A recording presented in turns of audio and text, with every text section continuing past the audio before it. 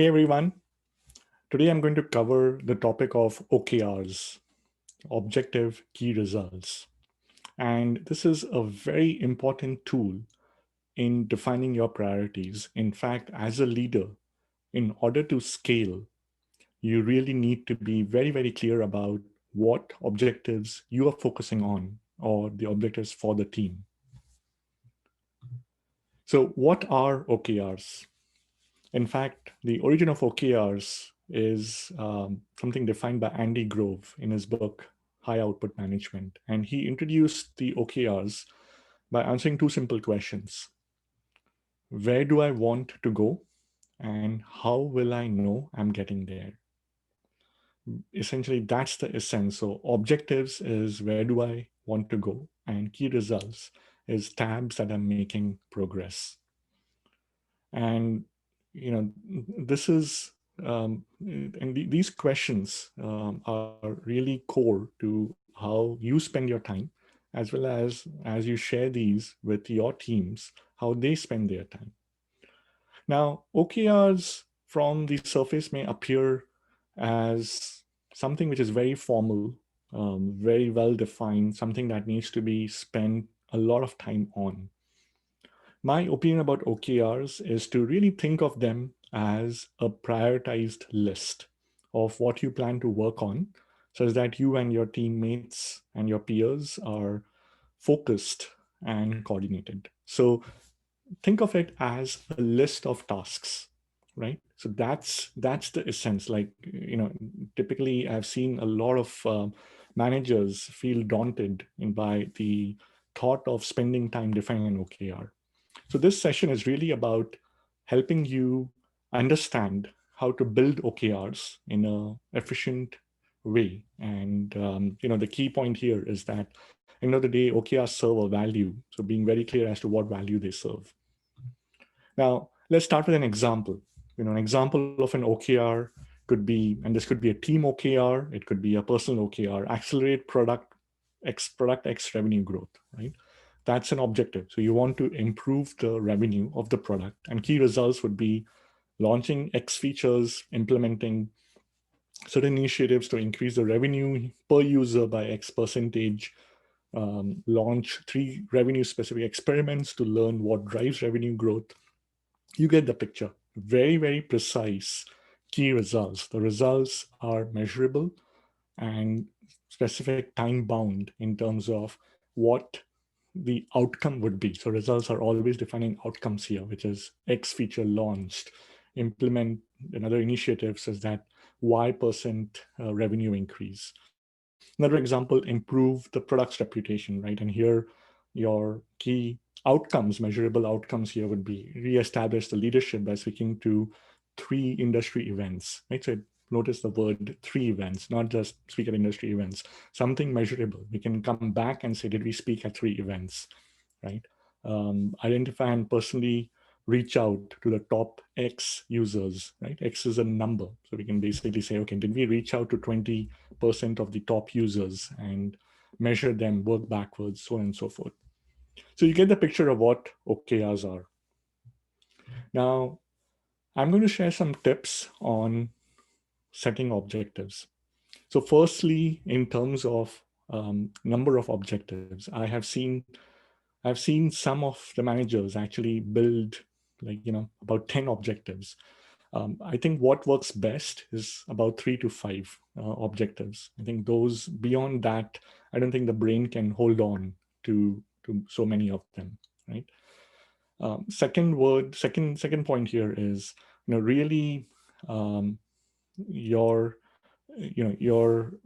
focus here is avoiding expressions that don't push for achievements. Like, okay, keep hiring, maintain, continue, right? Uh, you have to convey end points, end results. So use expressions that convey the end states. Eat 5 pies, right? That's an example of an end state. So oftentimes just continuing the expressions which are talking about ongoing state, they don't make good objectives. And when you think about tangible objectives, they have to be tangible and unambiguous, right? It should be obvious on whether or not the objective was achieved. So that's another aspect. In fact, the way I think of objectives is they need to be ambitious. They need to really inspire the team when they hear about it. And, they cannot be something which we would not realize, they are observable objectives that aim to move the needle. So that's on the objective side. Really think bold, 3 to 5 objectives. Use language which is outcome centric, or not just talking about ongoing activity, but an outcome centric objective, and definitely inspiring. When it comes to key results, typically again, three results per objective is something that is reasonable to understand, and measurable milestones, right?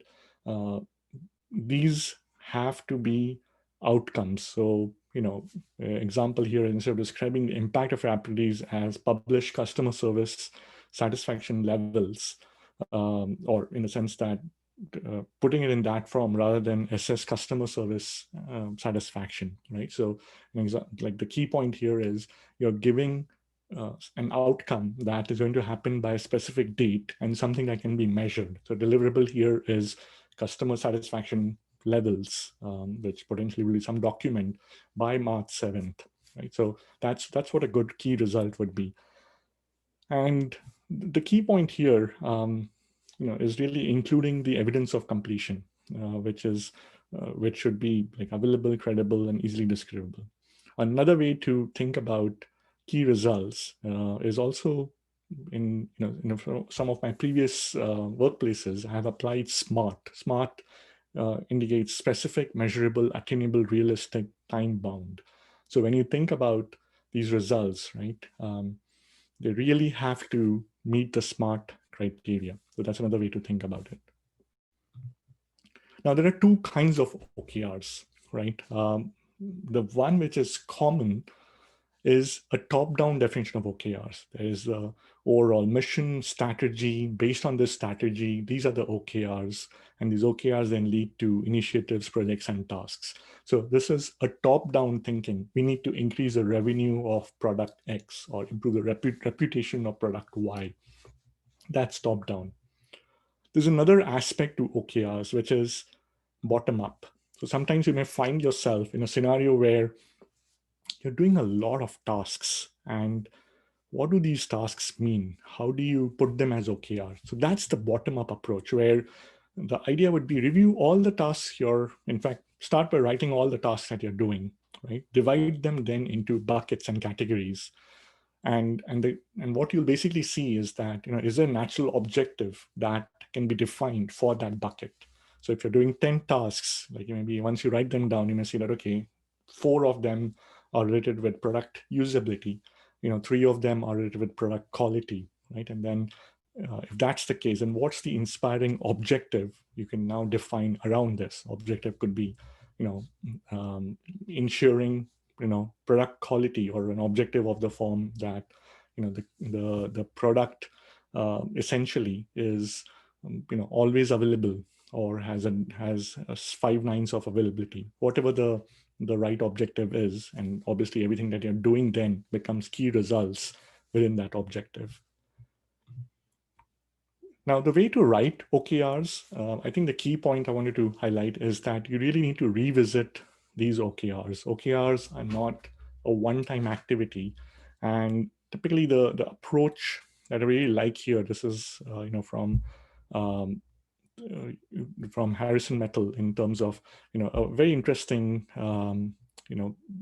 approach or way of doing this, is top-down and for bottom-up, is to basically create a list, like when you're doing top down, define your goals. For each goal, find the gaps that is now versus where you need to be, right? And then write down the things that you need to sort of close the gap, and iterate a couple of times, and that gives you your list of OKRs. Same with bottom up.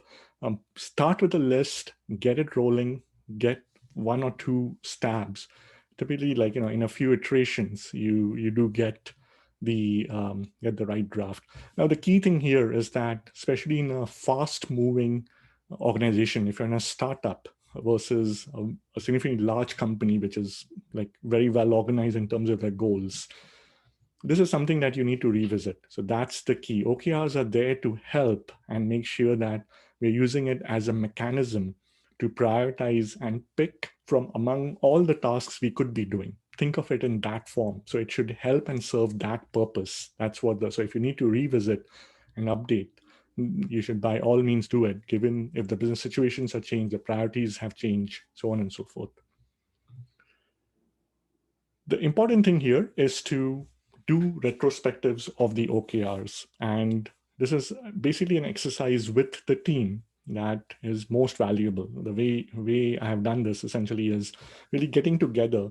And retrospective essentially is more to understand, right? If there are specific team OKRs that we were looking for, especially as a leader, your OKRs would represent the broader OKRs of the team. So the question would be, depending upon the progress, like, hey, maybe the objective, was it ambiguous? Were the key results measurable? Did we just forget about them? What exactly happened? Did we feel connected?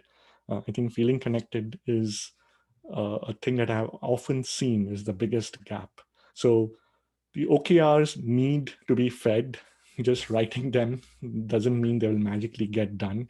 You have to sort of, again, not spend too much time, but iterate on it to quickly put a version together, revisit, and it could be based on a monthly or quarterly, but depending upon how fast the business moves, and really also sitting down and doing a retrospective with the team to make sure they understand what's going on, what the OKRs mean, imply, and how we're measuring them.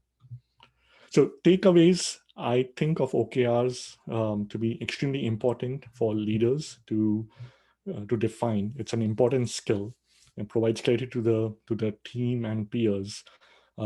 Studies have shown writing down the goals increases the chances of achieving it. Right. So if the goal was never written, typically they'll not really get done.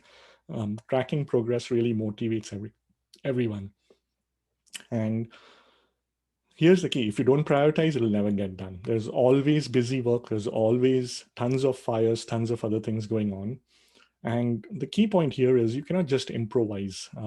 Given the teams involved, you are responsible to make sure that effective work gets done in your team, and everyone on the team is effectively spending time doing and prioritizing the right thing. So take the responsibility.